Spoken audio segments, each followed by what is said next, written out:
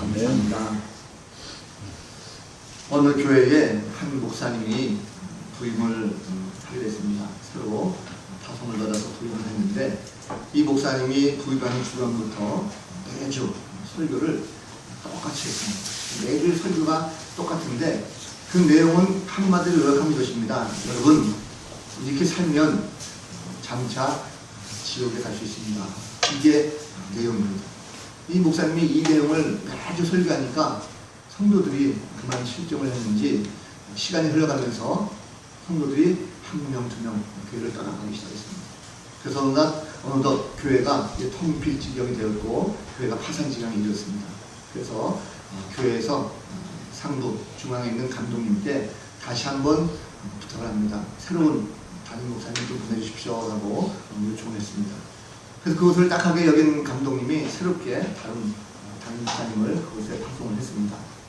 자, 그런데 이 목사님이 오셔서 설교하는 내용이 전임자였던 그 목사님의 설교를 똑같이 또 하는 거예요.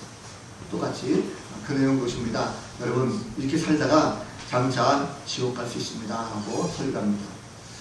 자, 그런데 놀라운 일이 벌어졌습니다. 뭐냐면 이 목사님이 전임 목사님하고 똑같이 그 설교를 했음에도 불구하고 나갔던 교인들이 한두 명씩 다시 들어오기 시작합니다.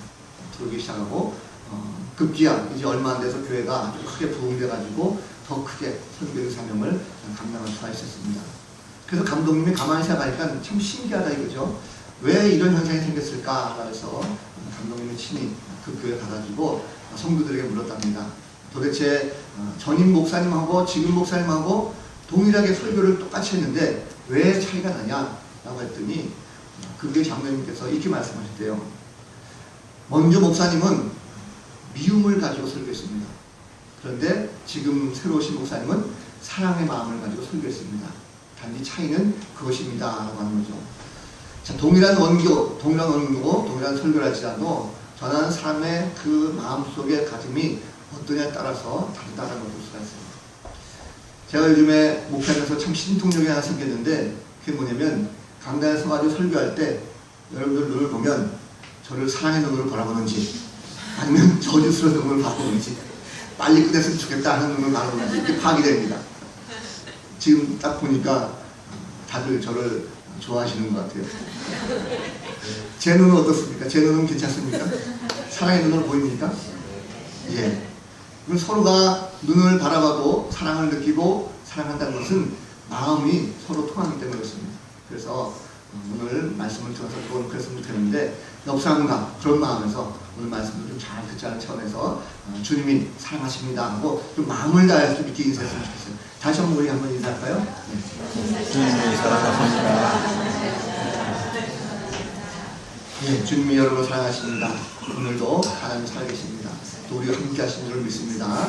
말씀을 통해서도 큰 은혜 주실 줄 믿습니다. 재작년에 주한미 대사죠. 마크 리포터라고 하는 이 대사가 그 안에 그 피습을 받아가지고 얼굴에 상처가 된 적이 있습니다. 그래서 그분이 이제 세브란스 병원에 입원해가지고 퇴원하게 됐죠. 퇴원하면서 대한민국 국민들에게 기자회견에서 이런 연설을 했습니다. 마지막 부분에 가지고 대한민국을 사랑합니다. 그래서 우리 함께 갑시다. 이렇게 연설했습니다. 그게 아마 많은 사람들의 감동이 된 것 같아요. 그 이후에 정치인이라든지 본 기업이라든지 이런 분들이 이 말씀을 굉장히 많이 인용했습니다. 최근에 보면 우리 문재인 대통령도 그 말씀을 좀 인용했죠. 여야가 이제는 서로 경쟁하지 말고 다투지 말고 함께 협치를 이뤄가자. 우리 함께 갑시다. 라고 하는 그래서 함께 하자라고 하는 그런 멘트를 한 것을 볼 수가 있습니다. 함께라고 하는 단어 참 좋은 것 같아요. 가정에서 보면 가족들이 함께하는 것이 얼마나 보기 좋습니까? 뭔가 같이 음식을 먹을 때도 우리 뭐 먹을까? 이러면 좀 뜻을 모아가지고 그래 오늘 저녁은 뭐 갈비 먹자 이러면 참 좋은데 함께하지 못하고 난 싫어. 나는 갈비 싫고 난 피자 먹을 거야. 이러면 이제 가정이 분열되는 거죠. 직장에서도 마찬가지죠. 직장에서도 서로 상하 간에 동료 간에 서로 함께하는 마음 힘을 합칠 수 있는 이런 모습이 있어야 일을 하는데도 좀 신이 나고 또 직장 다니는 그런 기분도 나죠. 학교도 마찬가지 아니겠습니까? 학교도 좀 마음 따가웠고 함께 서로 잘 도와가면서 공부해야 공부하는 맛도 나고 또 학교 다니는 그런 기분도 나죠. 함께 해야 된다고 하니까 무엇보다도 함께 할 곳이 있다고 하면 바로 교회가 아닌가 하는 생각이 듭니다. 교회야말로 정말로 하나 되면 좋겠다, 함께 했으면 좋겠다 생각이 듭니다. 그런데 뭐 교회뿐만 아니라 가정이든 직장이든 뭐 학교든 예나 지금이나 보면 함께 하는 것이 굉장히 좀 어려운 것 같아요. 왜냐면 만약에 쉬워서 모두 다 함께 쉽게 됐다고 하면 함께 합시다, 함께 갑시다 이런 단어가 아마 거의 없을 겁니다. 그런데 그런 것이 워낙 힘들다 보니까 함께 갑시다, 함께 합시다 그러면 그 말에 감동이 되는 것이 바로 우리의 현상이죠. 여기 보면 더욱더 각박해진 이런 세상을 발견하게 됩니다. 함께 합시다. 이것이 왠지 모르게 많이 좀 어려워졌어요. 그러다 보니까 혼자 사는 이런 시대가 됐습니다. 혼밥, 혼술 이런 단어가 생기기 시작하고 함께 어울려서 비비고 하는 것보다는 혼자 있는 세상 이런 게 많이 있습니다. 목욕탕이 요새 잘 안 된다고 해요. 왜냐면 함께하는 공중 목욕탕이 잘 안 나고 혼자 씻는 개인 집에서 씻는 것이 많이 있습니다. 그래서 보니까 혼자 하는 것이 굉장히 많이 늘어졌어요. 자신의 유익을 위해서 간다면 이제는 남을 얼마든지 배반해도 되는 이런 시대가 됐습니다. 그러다 보니까 주의를 생각하지 않고 나만 죽으면 되지 뭐 하는 이런 사람이 참 많아졌어요. 놀이터에다가 가도 보면 담배 피우는 사람, 또 술 먹고 주사 부리는 사람 이런 사람들 남을 배려하지 않고 나만 죽으면 되지 뭐 나 혼자 하면 어때 이런 마음을 가지고 볼 수가 있습니다. 신앙생활도 마찬가지죠. 여러분 신앙생활도 주의를 보면서 성도들이 함께 힘을 모아서 함께보다는 나홀로 신앙 이런 사람들이 참 많습니다. 그래서 보니까 교회에 가면 뭔가 좀 이렇게 남의 눈에 띄는 거 싫어하고 혼자 있다 오는 이런 나홀로 신앙인들 그런 분이 참 많은 것 같아요. 그러다 보니까 작은 교회는 안 갑니다. 큰 교회 가서 멀찌감치 앉아가지고 예배 드리고 은혜 받고 헌금할 거 다 하고 다 하죠. 그러다 보니까 홀로 있는 그런 경우 참 많습니다. 교회 와서 봉사하는 것도 아니 그냥 나 혼자 하면 되지 뭐 하고 혼자 후다닥 해버리는 이런 경우 참 많아졌어요. 이런 현상은요 예나 지금이나 변화가 다른 것이 없습니다. 초대교회 당시 고린도 교회가 마찬가지로 그런 문제가 참 많았어요. 교회 안에서 성도들끼리 분쟁이 참 많았습니다. 여러 가지 남녀 문제, 혹은 성도들끼리 어떤 소송 문제, 또 은사 문제, 또 지도자를 놓고 함께 눈판이 서로 싸우는 이런 모습들이 많이 있었습니다. 자, 바울이 그래서 그 고린도 교회에 2차례에 걸쳐서 서신을 보냈고 그들의 마음속에 이제 믿음과 소망과 사랑을 얘기하면서 함께 회복되기를 원했습니다. 오늘 본문은 고린도에 보낸 편지, 2번째 편지의 마지막 부분입니다. 그래서 그 후서의 마지막 부분 보면 이제 바울은 모든 고린도 교회 성도들에게 지도와 고면을 다 마치고 마지막으로 인사하는 마지막 인사 장면입니다. 그런데 바울은 항상 보면 자신이 쓴 편지의 끝에 항상 인사를 붙입니다. 그 인사 내용이 좀 여러 가지 다양하지만 특히 바울이 쓴 오늘 편지의 마지막 인사 부분을 한마디로 정리하면 성도들끼리 좀 이제는 싸우지 말고 함께 기뻐하고 함께 위로하고 함께 마음을 합쳐서 좀 신앙생활 할 때 좀 잘해라. 이게 바울의 마지막 권면입니다. 특이한 것은 맨 마지막에 10절 말씀 보면 주 예수 그리스도의 은혜와 하나님의 사랑과 성령의 교통하심이 너희 무리와 함께 있을지어다 라고 축도하는 부분입니다. 우리가 축도할 때 이 말씀 많이 하죠. 대신교회에서 이 말씀을 가지고 축도하는 걸 볼 수가 있습니다. 자, 바울이 마지막 순간까지 성도들에게 함께 하자, 함께 하라, 하나님도 너희와 함께 하신다 말씀하는 그 이유가 뭘까요? 아직도 고린도 교회의 여러 가지 문제점이 잘 해결되지 않아서 그렇습니까? 사실 교회라는 것이 그렇죠. 교회라는 것이 교인들이 함께 하기는 참 어려운 것이 예나 지금이나 모습이 똑같습니다. 일단은 많은 사람들이 모이는 장소가 교회 아니겠습니까? 그러다 보니까 돈 있는 사람이 있는가 하면 없는 사람이 있고 배운 사람이 있는가 하면 못 배운 사람이 있고 남자가 있으면 여자가 있고 어른이 있으면 아이가 있고 다양한 직업들이 많이 있습니다. 신앙도 높은 사람이 있고 낮은 사람이 있고 오래된 사람이 있고 또 딱 믿는 사람이 있고 다양한 사람들이 많이 있다 보니까 서로 하나가 된다는 것이 그렇게 쉽지 않아요. 뿐만 아닙니다. 서로 그냥 좀 쉽게 이해하고 상대방을 좀 받아들이면 괜찮은데 괜히 저 사람이 나보다 늦게 들어오고 나보다 뭔가 부족한 것 같은데 뭔가 믿음이 좋은 것처럼 보이면 오히려 시기심이 생기고 질투가 생기죠. 이게 바로 현실 아니겠습니까? 때로는 교회 안에서 우리가 좀 위풍당당한 모습으로 대접받기로 하는 모습이 있습니다. 그래서 뭔가 내가 직책을 맡고 뭔가 맡아있으면 거기에 따라서 내가 좀 대우를 받기로 하는 이런 모습이 참 많이 있어요. 그러다 보니까 믿음이 참 많이 흔들립니다. 고린도 교회는요 은사가 다양했어요. 그러다 보니까 저 사람이 가지고 있는 은사와 내 은사 비교해가지고 어떤 것이 더 크냐 어떤 것이 더 위대하냐 막 비교하면서도 근데 그 믿음에 막 흔들리는 그런 경우 종종 있었습니다. 고린도 교회나 지금 요즘 교회나 보면 사실 똑같아요. 왜냐면 요즘 교회들도요 보면 함께 하기가 참 힘듭니다. 요즘 같은 경우 보면 교회 안에도 그렇지만 교회와 교회끼리 연합한다는 것이 굉장히 힘들어졌어요. 지난 주중에 양천 지방에 체육대회가 있었습니다. 그런데 많은 교회가 모이지 않았습니다. 왜 그런가 하니 큰 교회는 큰 교회대로 나름대로 우월감을 가지고 있고 작은 교회들은 작은 교회대로 뭔가 자존심이 있고 그러다 보니까 잘 어울리지 못하는 거예요. 서로 봐주겠다 말아 이러지만 실제로 가보면 그러지 못하는 경우가 종종 있습니다. 그러다 보니까 함께하지 못하는 거죠. 우리 지방 요 안에서도 요 신정이동 저희 교회 주변에서도 제가 뭔가 지역 교회하고 뭔가 다시 한번 해보려고 영성교회라든지 또 목양교회라든지 또 주변에 있는 교회들에게 뭔가 한번 같이 해봤으면 좋겠다 이런 의견들을 내도 의심의 눈초리 쳐다봅니다. 이 목사가 도대체 왜 우리 교회 와서 이런 걸 함께 하자고 그럴까? 이 의심하는 경우가 종종 본 것을 볼 수가 있습니다. 사실 작은 교회라고 하는 어떤 생각이 많이 있죠. 새로운 성도들이 교회에 올 때 작은 교회에 오는 것을 굉장히 좀 두려워하고 교회에 정착하기가 굉장히 힘듭니다. 왜 그렇습니까? 교회에 오면 뭔가 어색해요. 내가 여기에 적응하기가 정말 힘들다. 왜 그렇습니까? 뭔가 기득권을 가지고 있는 사람들이 꼭 자리 잡고 있는 것 같아요. 그러다 보니까 뭔가 끼어들어가기가 굉장히 어렵다는 거죠. 좀 어느 정도 지나서 내가 봉사하고 싶은데 봉사하려고 해도 만류가 되는 거예요. 아이 뭐 온 지 얼마 됐는데 뭘 하십니까? 그냥 좀 나중에 하세요. 이러기도 하고 뭔가 내가 하려고 하면 저 사람의 일을 빼앗는 것이 아닌가 라고 하는 그런 마음속의 부담감 때문에 봉사하는 것도 굉장히 어려운 것이 작은 게 현실입니다. 그래서 굉장히 친해지면 좋은데 그렇지 못하다 보니까 얼마 안 가서 보면 나는 그냥 좀 더 큰 데 가려다 하고 떠나는 경우가 종종 있는 걸 보게 됩니다. 목회자가 안 가도 그렇죠. 여러분 성도들과의 관계에서도 보면 목회자도 그렇습니다. 목회자도 저희 교회 같은 경우는 사이즈가 작다 보니까 제가 이제 여기서 10년이 넘고 13년, 14년 되다 보니까 이제는 성도들 가정의 자녀들, 직장, 그 다음에 그 집에 뭐가 있고 다 파악이 됩니다. 대충 숟가락 숫자까지 다 파악이 돼요.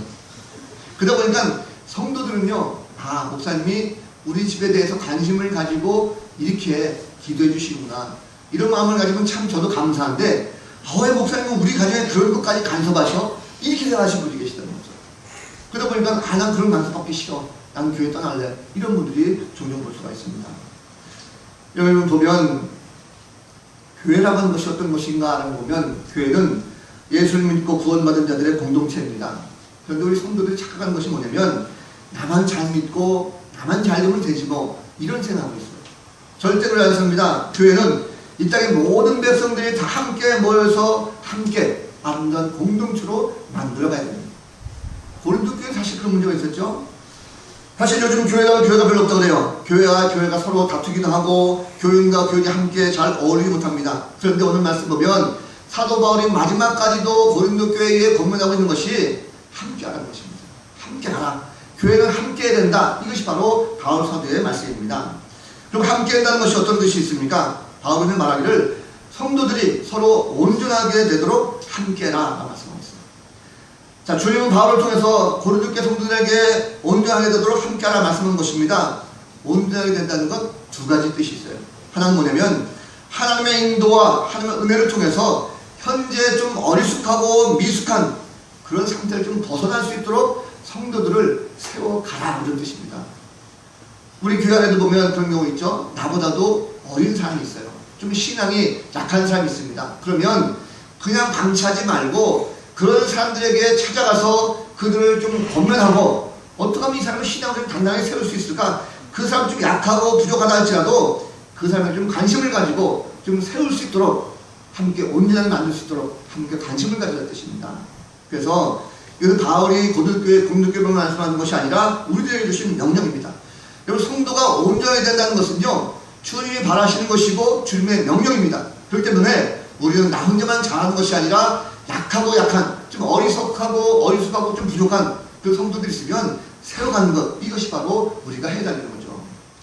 또 한 가지는요 성도들이 온전히 세우기 위해서 목표를 정해야 되는데 그 목표는 세상 사람들의 온전한 것과는 다르다는 것입니다. 사람들은 자기가 온전하게 되려고 돈을 모으고 건강을 유지하고 또 많은 권력을 잡으려고 합니다. 그런데 성경에서 말하고 있는 오늘 말씀까지 말하고 있는 온전하다는 것은요 세상적으로 온전하게 세우는 것이 아니에요. 바로 말씀 가운데 신앙으로 온전하게 세우는 것입니다. 그 목표치가 어디냐면 그리스도의 장성한 분량까지 이르도록 성도들을 세워가는 거예요. 그렇기 때문에 우리는 성도들 서로 돌아보면서 저 사람이 예수 그리스도의 장성한 분량까지 자랄 수 있도록 함께 권면하고 세워가는 우리의 모습이 있어야 될 줄로 믿습니다. 그러기 위해서 우리는 무엇을 해야 됩니까? 우리는 서로 안에 함께 기쁨을 주는 성도가 되어야 될 줄로 믿습니다. 기쁨을 준다는 것은요, 좋은 것을 함께 하는 거예요. 그래서 상대방보다 내가 먼저 솔선수범하는 것입니다. 남들이 하기 싫어하는 것, 힘들어하는 것을 내가 함께 먼저 솔선수범하고 그것을 통해서 몸소 행함을 말미암아 상대방에게 기쁨을 주는 것입니다. 그래서 어려운 일들도 함께 스스로 봉사하면서 기쁨을 나는 이런 성도들이 이루어지기를 간절히 바랍니다. 또 서로 함께 위로주는 그런 성도가 되어야 될 것입니다. 교회 안에 보면 상처받은 경우들이 참 많아요. 상처받아가지고 교회 안에서 위로받기로 하는 사람들이 참 많습니다. 그래서 찾아왔는데 오히려 상처받고 나가면 안 되는 거죠. 우리는 상처받은 영혼이 있다고 하면 그 영혼을 함께 찾아가서 위로하는 모습, 이것이 필요하다는 것입니다. 억지로 하는 것이 아니라 진실된 마음을 가지고 상대방을 위로할 수 있는 성도, 이런 성도가 되어야 될 줄로 믿습니다. 혹시라도 실패하고 낙심하고 좌절하는 이 성도가 있다고 하면 새로운 출발할 수 있도록 좀 용기를 주고 함께 북돋아주고 그 함께 나갈 수 있는 성도들, 이런 마음이 우리 가운데 있어야 된다는 것입니다. 또 마음을 같이 하는 성도들이 될 것입니다. 어떤 일을 하든지 간에 교회 봉사는요, 혼자 하는 것이 아니라 함께 하는 것입니다. 저 사람이 상처받아서 난 안 해 라고 한다면 그래도 그만둬 하지 말고 왜 그러는지 좀 물어보고 함께 좀 위로하고 같이 한번 해보자 라는 차원에서 비록 내 생각대로 잘 안 따라온다 할지라도 상대방 생각이 잘못된 것이 아니라 내 생각과 상대방 생각이 서로 다를 수 있으니까 서로 다른 것을 맞춰가면서 함께 할 수 있는, 그래서 이왕이면 마음을 같이 하고 뜻을 같이 할 수 있는 이런 성도가 되어야 될 줄로 믿습니다. 우리는 나뿐만이 아니라 함께하는 성도들입니다. 그래서 열린교회는 이제 더욱더 성장하고 부흥하기 위해서 우선적으로 성도들 상호 간에 함께 이해하고 또 사랑하고 감싸 안아주고 한 명 한 명의 교회에 정말 잘 믿음 뿌리 내릴 수 있도록 정착할 수 있도록 함께 노력하는 그런 성도들이 되어야 될 줄로 믿습니다. 바울이 또 한 가지 얘기하는 것은요, 성도들이 무난하면서 함께하라 말씀하고 있습니다. 자, 그 말씀 보니까 교회 안의 성도들은 거룩한 입맞춤으로 서로 무난하라 말씀하고 있어요. 자, 입맞춤이다 라고 하니까 아 그래 잘됐다 입맞추자 그러는데 그런 건 아닙니다. 여기에 말하는 것은 당시의 유대인 회당은 남녀가 구별되어 있었습니다. 그래서 서로 입맞추라는 것은 남자와 남자끼리, 여자와 여자끼리 맞추라는 거예요. 그런데 이것도요, 초대교회의 다른 사람들이 야 그러면 그리스도를 믿는 사람들은 다 동성애를 되자 이렇게 서로 오해할 때가 있었습니다. 그래서 그런 것들도 없어졌어요. 근데 성경에 보니까 여기서 입맞추라는 것은 어떤 의미가 있냐면 좀 더 그 사람에게 일체감을 가질 수 있도록 그 사람에게 신뢰감을 줄 수 있도록 행동하라 이런 뜻입니다. 그래서 교회 안에서는요, 상호 간에 성도들끼리 좀 일체감을 가지고 신뢰할 수 있는 성도, 이런 모습으로 함께 문화하는 거죠. 자, 그래서 우리가 신뢰감을 갖는 것은 무엇입니까? 요즘 성도들 보면요, 세상적으로 교회 안에 자꾸 끌고 가려고 하는 이런 성도들이 있어요. 뭔가 교회 안에서 신앙적으로 잘 범행하는 것이 아니라 야 여기가 좋대, 여기 가면 돈 벌 수 있대 이러면서 성도들 미혹하는 경우가 참 많아요. 제가 아는 어떤 교회는요, 성도들이 다단계에 빠졌습니다. 한 성도의 잘못된 인도를 말미암아 다단계에 빠져가지고 그 교회가 풍지박살나는 이런 모습들을 봤어요. 얼마 전 뉴스 보니까 어느 교회인지 모르겠어요. 한 교회의 목사님이실 때 자기 딸이 아주 유명한 아이돌 가수, 그룹의 가수입니다. 근데 그 딸의 이름을 팔아가지고 성도들에게 사기를 쳐가지고 수백억의 금액을 날리는 이런 뉴스도 제가 보았습니다. 성도들끼리 서로 의심하고 다투갈 것이 아니라 서로 일치가 된 마음을 가지고 신뢰하면서 서로 섬겨주고 나누라는 것입니다. 그래서 우리가 성도라고 하는 것 서로 믿어주는 성도로 되어야 될 것입니다. 무난하라는 것은요, 서로 돌아보라는 거예요. 그래서 상대방이 어떻게 살고 있는지, 저 사람이 정말 살았는지 죽었는지 관심을 가지고 돌아보라는 것입니다. 한 교회 성도예요. 한 공동체 안의 성도인데 성도가 보이지 않습니다. 일주일이 지나고 2주가 지나고 3주가 지나고 한 달이 지났어요. 그런데 어느 날 갑자기 저에게 물어봐요. 그분은 요새 안 나오니까 이렇게 물은 분이 있어요. 나는 관심이 없습니다. 나도 한번 관심을 가져보십시오. 장기 교수 하신 분들이 있으면 그냥 옆 사람한테 물어보지 말고 스스로가 관심을 가지고 왜 그분이 그렇게 안 나오는지 전화도 해보고 찾아가 보기도 하고 만나보기도 하고 이러면서 그 사람들에게 관심을 가져준다고 한다면 교회가 함께할 수 있겠습니까? 성도들은요, 돌아본다는 것, 운항한다는 것은요 거룩한 인사입니다. 그래서 세상 사람들과는 구별되어 있어요.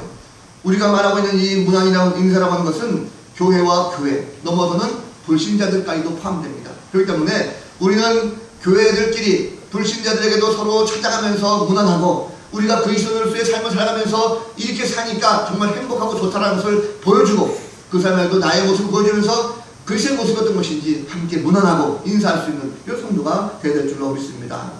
적어도 이런 성도라고 한다면 이제 나의 모습을 통해서 예수 그리스도의 모습을 좀 보여주시고 함께 문안하고 함께 인사하고 그래서 상대방에게 일체감과 신뢰감을 심어줄 수 있는 거룩한 하나님의 백성들 되어지기를 간절히 바랍니다.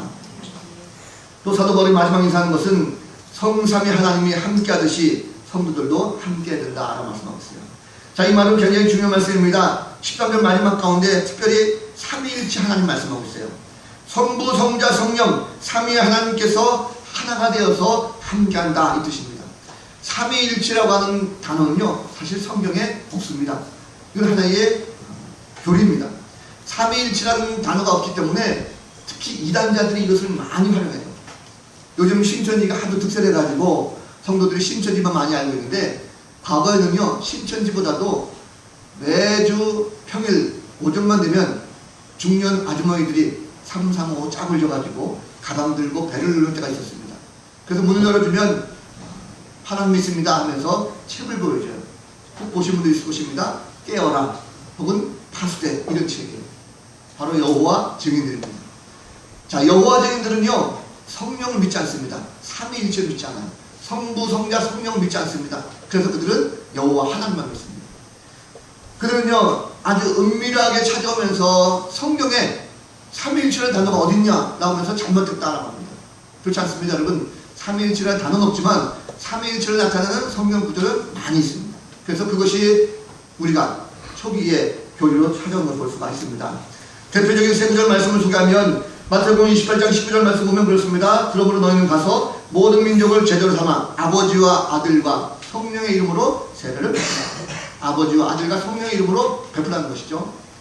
베드로전서 1장 1절 말씀 보면 하나님 아버지의 미리 하심을 따라 성령이 거룩하게 하심으로 순종함과 예수 그리스도의 피뿌림을 얻기 위하여 택하심을 받은 자들에게 편지하노니 했습니다. 하나님과 예수 그리스도 성령 말하고 있습니다. 그리고 오늘 말씀 가운데 13절 말씀 주 예수 그리스도의 은혜 하나님의 사랑과 성령의 교통하심이 너희 우리와 함께 있을지어다 하면서 말씀하고 있습니다. 이와 같이 성부, 성자, 성령 삼위의 하나님이 하나가 되어서 함께 했다는 것입니다. 자, 바울은 왜 이렇게 마지막 순간까지 고린도 성도들에게 삼위일체 하나님이 함께 하신다라고 추천했을까? 성도들에게 말한 메시지가 무엇이냐면 바로 예수님의 은혜가 바로 너희와 함께 한다라고 말씀하는 것입니다. 예수님의 은혜가 무엇입니까? 주님의 은혜는 거저 주시는 선물입니다. 은혜의 선물이죠. 거저 주신다고 해서 도저히 거두는 것이 아닙니다. 오히려 우리의 힘과 노력이나 우리의 공로, 우리의 그 어떤 것으로 대가 지불할 수 없는 놀라운 은혜이기 때문에 그 은혜는 참으로 값비싼 은혜입니다. 그 은혜를 우리가 함께 누리겠다는 거죠. 예수 그리스도의 십자가 사건 그 대속의 은혜로 말미암아 내가 제사함 받았고 내가 하나님의 자녀가 될 수가 있었습니다. 그 은혜를 지금 내가 누리고 있다는 거예요. 그 은혜를 너희도 함께 누리고 있다는 것을 사도 바울이 말하고 있습니다. 그래서 이 예수님의 은혜가 바로 오늘 이 순간에도 우리 성도들과 함께 늘 있음을 있다는 것을 꼭 기억하시기 바랍니다. 또 하나님의 사랑을 함께 해야 된다는 것을 깨닫게 해주고 있어요. 이거 하나님은 사랑이십니다. 모든 진실한 사랑 하나님께로부터 위로부터 오는 사랑입니다. 우리는 하나님의 사랑을 어떻게 입었습니까? 하나님은 우리를 위해서 독생자 예수 그리스도까지 아낌없이 우리에게 주셨어요. 하나밖에 없는 아들을 우리에게 주신 그 사건, 우리는 사랑받을 만한 아무런 자격이 없었습니다. 그런데 하나님께서 무조건적으로 우리에게 사랑을 주신 거예요. 이것은 순수한 사랑입니다. 아가페라고 그러죠. 아무 조건 없이 주는 사랑, 절대적인 사건입니다. 그래서 하나밖에 없는 아들 예수 그리스도를 대신 십자가에 달려 죽게 하셨어요.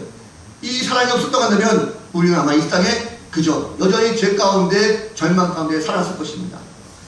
우리는 날마다 하나님의 사랑이 필요합니다. 그래서 우리는 그 사랑을 매일매일 먹고 함께 그 성들이 그 사랑을 누리는 이 삶을 살아가는 것을 말씀하고 있습니다.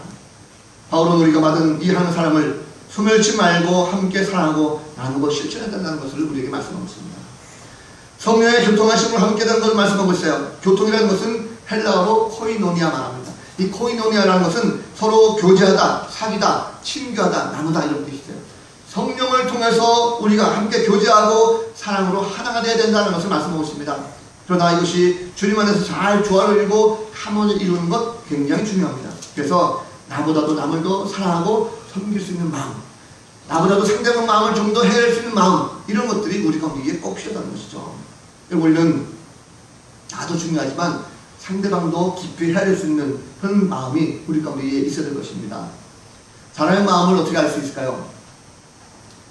어떤 직장인이 부랴부랴 이 약국에 막 뛰어들어왔습니다. 허겁지겁 약국에 딱 막 뛰어들어가지고 이 약사가 마침 여자인데요. 아주 급하게 말했습니다. 저기요, 딸꾹질 먹게 하는 약 좀 주세요 하고 굉장히 급하게 말했어요. 이 얘기를 들은 여자 약사가요, 잠시 생각하더니 잠시만요 하면서 고개 숙이고 약을 막 찾는 척합니다. 그러더니 갑자기 돌아서 가지고 이 남자의 뺨을 탁 때렸대요. 그러니까 이 남자가 얼마나 황당하겠습니까? 황당한 표정을 이렇게 바라보고 있으니까 이 약사가 딸까지 막 웃으면서 어때요? 멋졌죠? 라고 얘기하더라는 거죠. 남자가 얼마나 억울하겠습니까? 이 약사에게 이렇게 말했습니다. 나 말고 우리 마누라가 먹을 겁니다. 상대방 마음 아는 것이 쉽지 않아요. 우리가 상대방 마음을 알 수 있는 것은요, 그 상대방을 사랑하는 것입니다. 사랑하고 그 마음을 이해하려고 노력하는 거예요. 나보다 남을 더 얕게 여기고 내 몸처럼 남을 사랑할 수 있는 마음, 그런 마음을 가진 자들은 분명히 그 사람의 마음을 알 수가 있다는 것입니다. 우리는 같은 교회 성도로서 상대방 마음을 알고 이해하고 진심으로 상대방을 먼저 인정할 수 있는 이런 성도가 되어야 될 것입니다.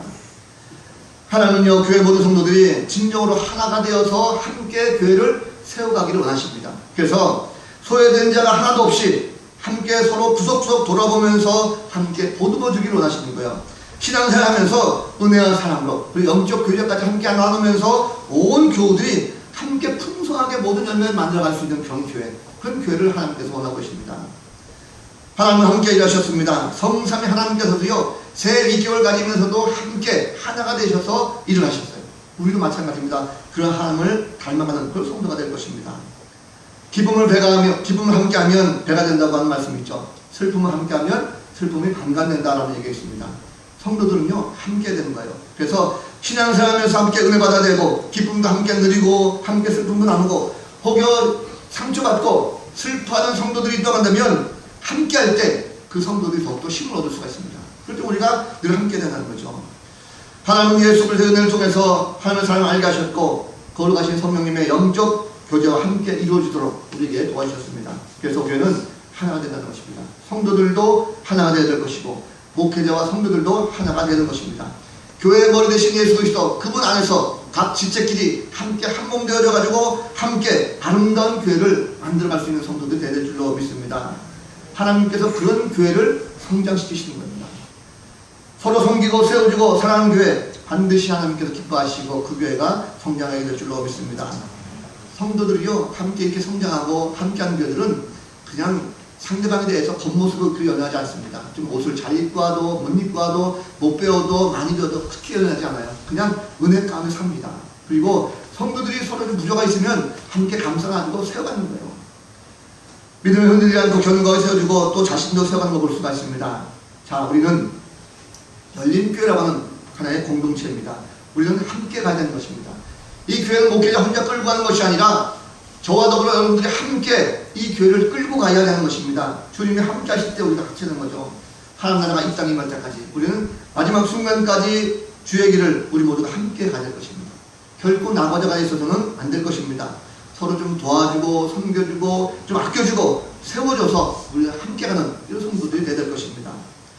6월달은 어느덧 1년이 절반으로 나뉘는 그런 시점이 됐습니다. 6월 지나가면 이제 하반기 넘어가죠. 우리가 6월 마지막 주는 총동원, 제독적인 총동원 주일로 함께하고 있습니다. 적어도 우리가 장기 결석 하신 분들, 혹은 주변에 신앙이 약하신 분들, 교회 안에 잘 적응이 안 되시는 분들, 이런 분들에게 우리가 오늘 말씀처럼 좀 온전하게 세울 수 있도록 관심을 가져주시고 사랑으로 좀 섬겨주시고 그 마음도 좀 알아주시고 그래서 우리가 함께 예수 그리스도의 사랑을 함께 나눌 수 있는 그런 성도들 되었으면 좋겠습니다. 그런 성도를 위해서 함께 여러분 기도하기 원합니다. 어떤 분은 목사님이 기도하시니까 될지 모르지만 여러분 목회자 위해서 기도하는 게 참 힘듭니다. 왜냐면 새벽마다 성도들 위해서 기도할 때 여러분들 함께 기도하는 것하고 혼자 기도하는 것은요 엄청난 차이가 있어요. 위하면 우리가 한 주간 동안 정말 기도 자리에 많이 나오셔서 우리보다 좀 연약하고 좀 어리숙한 이런 성도들을 세워갈 수 있도록 함께 힘을 모으고 함께 하자면 얼마나 좋겠습니까? 말씀을 정리합니다. 사랑하는 성도 여러분, 우리 함께 가는 성도들 되기를 주님의 이름으로 간절히 축원합니다. 기도하겠습니다. 다 같이 일어나셔서 함께 찬양하고 기도하겠습니다.